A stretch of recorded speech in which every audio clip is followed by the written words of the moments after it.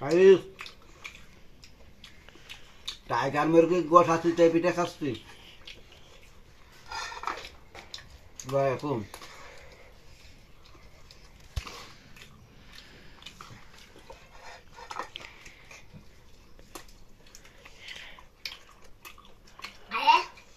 জলদি দেবা সেরকম স্বাদ হয়েছে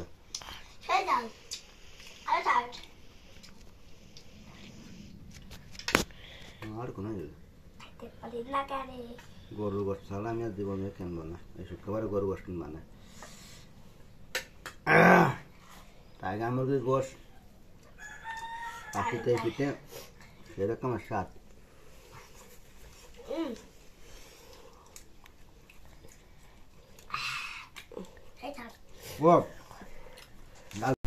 আল্লাহর অশেষ মেহেরবানিতে বিসমিল্লাহ করে বাড়ি থেকে বের হচ্ছি। আপনারা সবাই দোয়া করবেন। আমি কাজের উদ্দেশ্যে বের হচ্ছি, আজকে অনেক দূরে যাত্রা করব। যারা আমার ভিডিওটি দেখছেন প্লিজ চ্যানেলটি সাবস্ক্রাইব করবেন এবং যারা অলরেডি সাবস্ক্রাইব করেছেন থ্যাংক ইউ সো মাচ। তাহলে বাড়ি থেকে বিদায় টাটা দিয়ে পথের উদ্দেশ্যে বের হচ্ছে। আপনারা সবাই দোয়া করবেন।